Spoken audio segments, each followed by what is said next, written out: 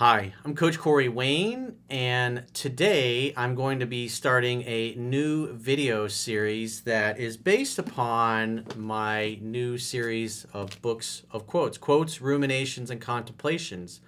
So, in my latest book, my assistants and I should say mostly my assistants because she did most of the work, I should say, went through and picked out 250 random quotes from different articles I've written over the years on everything from pickup dating, relationships, to self-reliance, entrepreneurship, sales, negotiation. And then so I read the quote in the audiobook, and then I talk about like whatever comes to mind, stories, examples, the meaning of the quote, how you can apply it in your life, those kinds of things.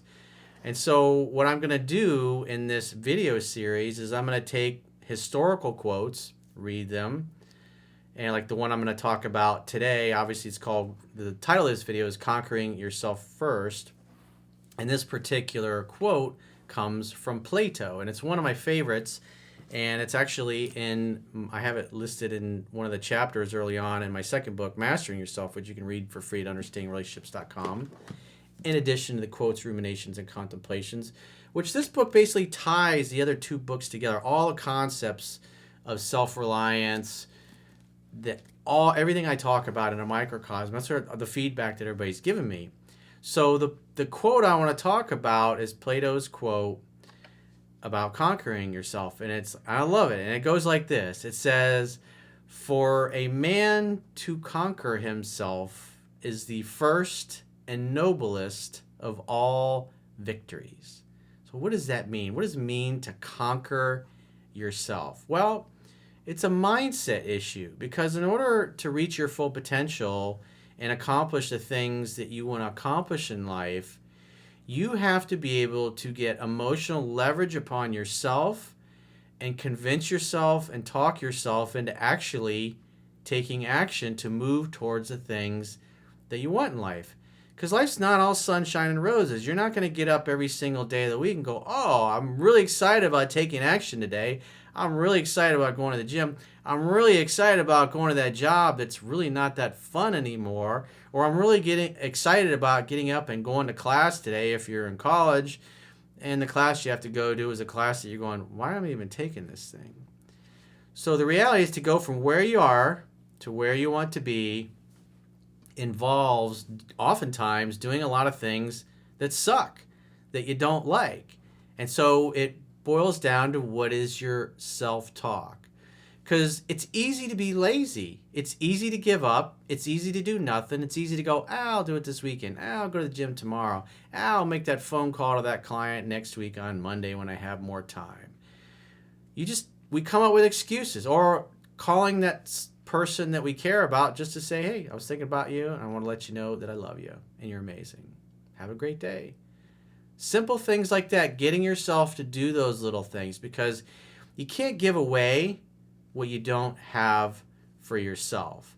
And getting to a place where you love yourself, you love your time alone, and you have a blast by yourself, you feel good, you feel great. And therefore, when you get around other people, because your cup is running over, so to speak, with self-love, you have plenty of love and kindness to spread around amongst other people. And so when you walk into a room, you lift people up. You inspire people by your example, just by the nature of the fact that you're out there hustling and you're taking action.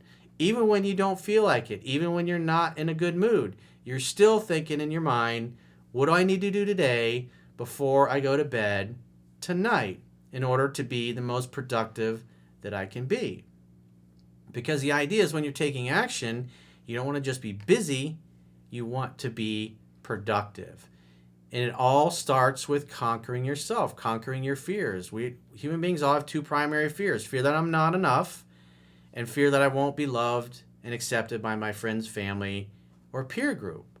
And so this concept of people will do more to avoid pain than they'll do to gain pleasure goes back to Aristotle. I think Aristotle was the first one to notice this, that because everything you want to do in life, all the hard things, all the big goals, the big dreams, there's a lot of things that are going to be unpleasant, and there's going to be a lot of things you're going to doubt whether you can even pull it off. And those fears are something that every single human being has. But the key is to conquer yourself, to force yourself to take action, even when it seems like it's hopeless, even when it seems like there's no way I could pull it off. There's no way that girl will go out with me. There's no way that that business idea, I could turn that into a success. There's no way that that employer would give me a job. Or there's no way I could lose weight and look that good, or whatever it happens to be. There's no way I can move to another part of the city or the world and actually like it there and make new friends. And so this fear of doing something is always worse than actually doing what we fear. And then obviously the fear that we won't be loved and accepted by our friends, family, or peer group. If we're worried about other people approving of what we're doing, instead of having emotion compelling reasons why we're doing what we're doing, when somebody comes along, which is going to happen, and they're going to talk shit about you or your goals or your dreams or what it is that you want to accomplish, if you're concerned about getting their approval and then they don't give you that approval, then what happens? Then that lack of approval becomes justification for doing nothing and not taking action. And then instead of conquering yourself, you become conquered by your fears.